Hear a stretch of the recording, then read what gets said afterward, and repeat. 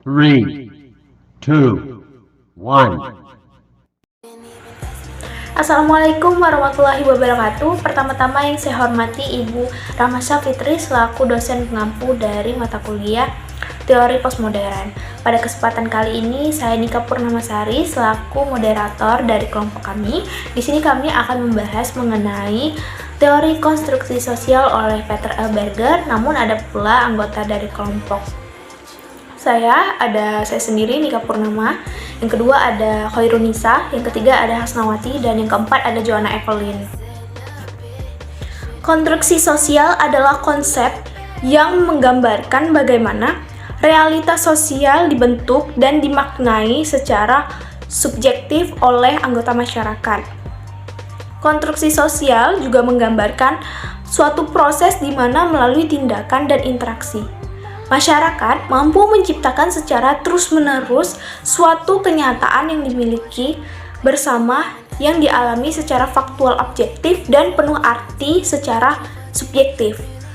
Konstruksi sosial juga merupakan konsep yang menjelaskan bahwa struktur sosial itu tidak hanya berada di luar manusia, tetapi juga berada di dalam manusia atau terobjektivasi di dalam kesadaran yang subjektif.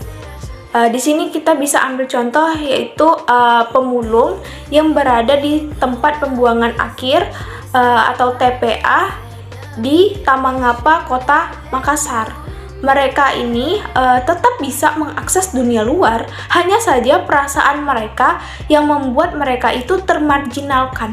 Mereka merasa malu dengan keadaan mereka yang miskin dan juga dengan pakaian yang mereka kenakan yaitu kotor dan bau. Kemiskinan diidentitaskan oleh mereka atau diciptakan oleh mereka yang membuat mereka tuh termarginalkan oleh perasaan mereka sendiri. Pemulung di sana merasa bahwa diri mereka itu selalu dikecilkan apabila mereka menggunakan seragam sebagai pemulung, dan mereka malu ketika mereka keluar dari area TPA dengan menggunakan pakaian saat pemulung.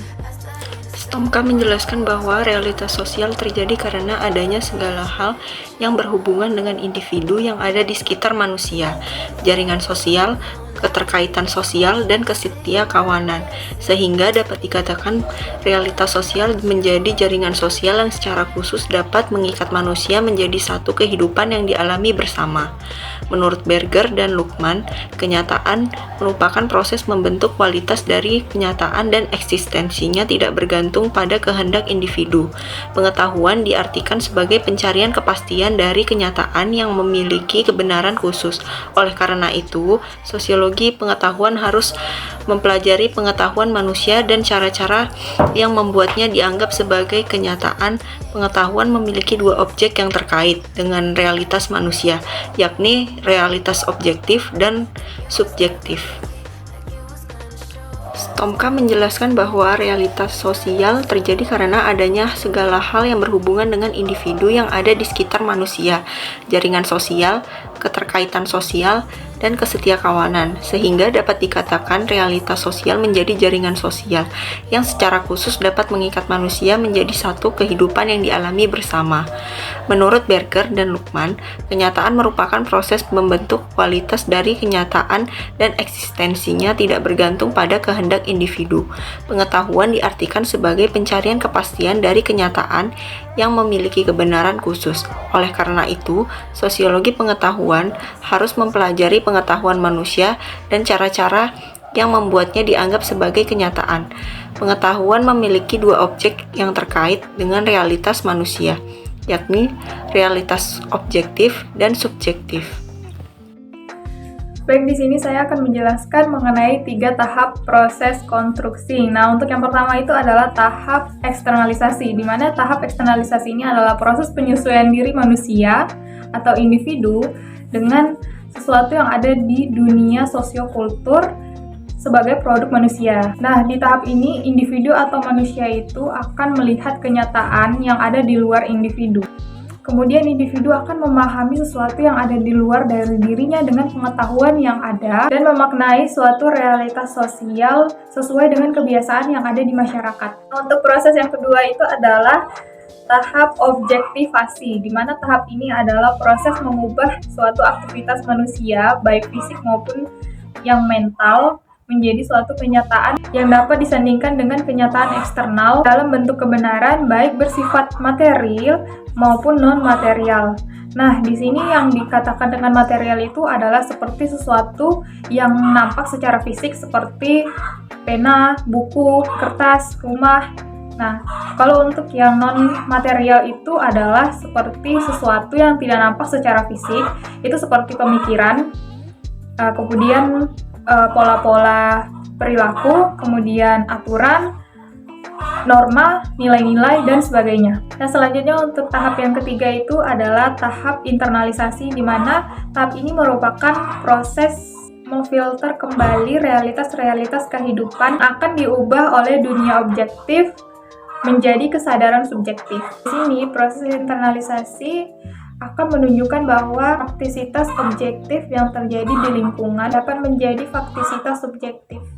Di sini individu akan menangkap lembaga-lembaga yang ada di dunia subjektif atau yang berada di luar dari dirinya, kemudian menjadi data berdasarkan kesadaran dari dirinya. Nah, oleh karena itu, proses internalisasi ini sangat penting dalam mempengaruhi proses eksternalisasi dan juga objektivasi. Karena pada tahap internalisasi ini sebagai bagian sinkronisasi antara tanda yang diciptakan manusia sebagai objektivasi dan bagaimana manusia itu menerima suatu tanda yang diciptakan sebagai produk manusia. Selanjutnya adalah penggunaan bahasa itu sangat penting untuk memahami tahap-tahap dari konstruksi sosial ini, di mana bahasa itu sebagai tanda-tanda suara untuk proses signifikasi tingkat kedua sebagai pemeliharaan realitas sosial. Implementasi teori Berger pada analisis masyarakat dalam peranata sosial, seperti kelompok kecil perkawinan suami dan istri, perilaku beragama, serta individu. Agama menjadi peranata sosial karena mengikuti proses yang sama dengan peranata lainnya. Dengan kata lain, agama diciptakan oleh manusia, mengembangkan realitas objektif, dan terus mempengaruhi manusia di dunia modern ini. Individu akan memilih, menimbang, dan memutuskan hal-hal yang akan memuaskan kebutuhan mereka. Namun, dalam kehidupan beragama, seseorang seringkali memilih untuk melakukan sesuatu untuk memenuhi kebutuhan yang sebenarnya telah diciptakan sebelumnya. Seseorang individu mungkin melakukan ibadah karena yakin akan terhindar dari hukuman.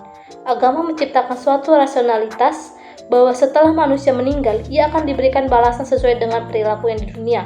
Jika perilaku baik, maka ia akan mendapatkan pahala, tetapi jika sebaiknya, ia akan masuk neraka. Oleh sebab itu, seseorang harus melaksanakan ibadah. Kesadaran akan perlunya ibadah tersebut dibangun melalui ajaran-ajaran agama.